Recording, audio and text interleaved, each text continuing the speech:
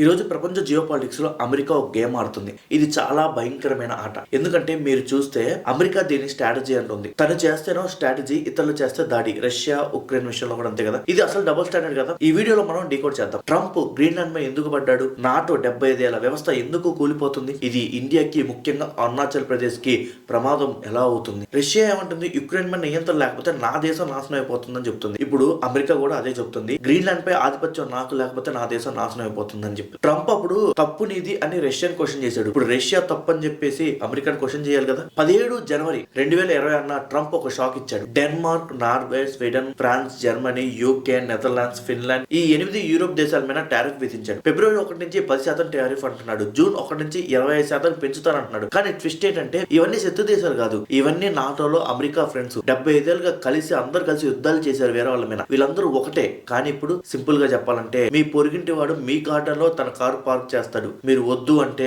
నీ ఇంట్లో current cut చేస్తాడు అని బెదిరిస్తాడు. ట్రంప్ చేస్తుంది కూడా ఇదే. ట్రంప్ ఈ టారిఫ్ వల్ల ఒక దేశాన్ని లోపరుచుకుందాం అనుకుంటున్నాడు. అన్ని దేశాలు అలానే అనుకుంటున్నాడు. ఇండియా మీద కూడా అంతే చేశాడు కదా. అమెరికా గ్రీన్లాండ్ కొనాలనుకుంది, లేదా లాక్కోవాలనుకుంది. ఈ 8 దేశాలు డెన్మార్క్ మద్దతుగా నిలబడ్డాయి. నాటోలో ఉన్న 8 దేశాలు. మరింత స్పష్టంగా చెప్పాలి అంటే ఈ 8 దేశాలు వాళ్ళ సైన్యాన్ని గ్రీన్లాండ్ కి పంపారు. అంటే అమెరికాకు సంకేతం ఇచ్చారు ఈ 8 దేశాలు గ్రీన్లాండ్ పై చెయ్యి వేయొద్దు అని. కానీ Trump ego care of address కదా, నా మీద సైన్యం పంపుతారా, నేను మీ ఎకనామీ పడగొడతా అంటున్నాడు. టారిఫ్ ని ఒక భూతం లాగా వాడుతున్నాడు. ఇది కేవలం తన అహంకారం మాత్రమే నేనంట. మీరేమంటారు కామెంట్ బాక్స్ లో కామెంట్ చేయండి. గ్రీన్లాండ్ లో, డెన్మార్క్ లో ప్రజలు రోడ్ ఎక్కారు. చలి, మంచు, మైనస్ టెంపరేచర్ లో కూడా వాళ్ళు వేలాది మంది ధర్నాలు, ప్రొటెస్టులు చేస్తున్నారు. Greenland is not for sale అని. ఇది ఒక చిన్న దేశం తన ఉనికిని కాపాడుకునే ప్రయత్నం అండి. నాటో పుట్టింది 1949లో కోల్డ్ వార్ టైంలో. సోవియట్ యూనియన్ నుంచి యూరోప్ ని కాపాడటానికి నాటో పుట్టింది. బిగ్గెస్ట్ రూల్ ఏంటంటే అందులో ఒక దేశంపై దాడి అంటే అందరిపై దాడి. అంటే వీళ్ళకు ఉమ్మడి కుటుంబం లాగా అనమాట. అందుకే 75 ఏళ్ళుగా రష్యా నాటోలో ఉన్న దేశాలని నేరుగా టచ్ చేయలేకపోయింది. కానీ ఇప్పుడు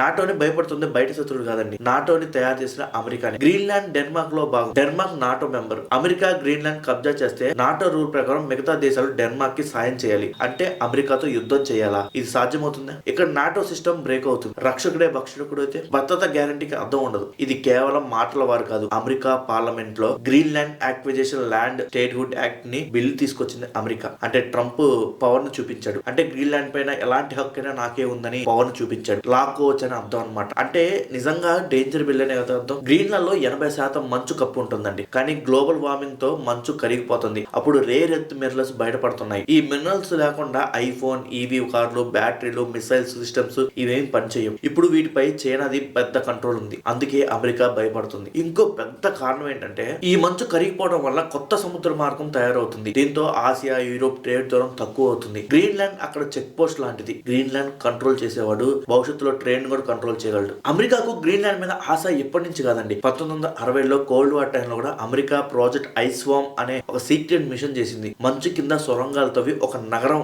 లాంటిది నిర్మించింది. క్యాంప్ సెంచరీ అంటారు దాన్ని. మిసైల్ పెట్టాలని ప్లాన్ చేసింది. కానీ మంచు కదిలి అదంతా బూడిగిపోయింది అనమాట. గ్రీన్లాండ్ సేఫ్టీ గురించి చెప్పే అమెరికానే అక్కడ పెద్ద పెద్ద ప్రమాదాలకు కారణమైంది. నేషనల్ సెక్యూరిటీ పేరుతో ఒక దేశం ఇంకో దేశం భూమి మీద కబ్జా చేయొచ్చా? మీరు చెప్పండి. ఇది నార్మల్ అయిపోతుంది. ఇప్పుడు చైనా రేపు చెప్పొచ్చు అరుణాచల్ ప్రదేశ్ మాకు భద్రత ముప్పు అని, కాబట్టి మాకు కావాలి అరుణాచల్ ప్రదేశ్ అని. ట్రంప్ చేసే పని ప్రపంచానికి ఒక చెడు ఉదాహరణగా మారుతుంది. ఇది ఒక దేశం చుట్టూ బోర్డర్స్ ఉన్న కంట్రీస్ కి చాలా ప్రమాదం. రష్యా ఉక్రెయిన్ మింగేస్తుంది. చైనా తైవాన్ పై దూకేస్తుంది. చిన్న దేశాల రక్షణ కూడా ఉండదండి. ప్రపంచం మళ్ళీ జంగిల్ వారైపోతుంది. వరల్డ్ వార్ 3 కూడా రావచ్చు. కాబట్టి గ్రీన్లాండ్ కథ కేవలం మంచు దీవి కథ కాదు. ఇది ప్రపంచం నియమాల కథ, నాటో భవిష్యత్తు కథ, ఇండియా భద్రత కథ. మీరేమనుకుంటున్నారో కామెంట్ బాక్స్ లో కామెంట్ చేయండి. ఈ వీడియో నచ్చితే లైక్ చేయండి, షేర్ చేయండి, సబ్స్క్రైబ్ చేయండి. మళ్ళీ కలుద్దాం వేరే వీడియో.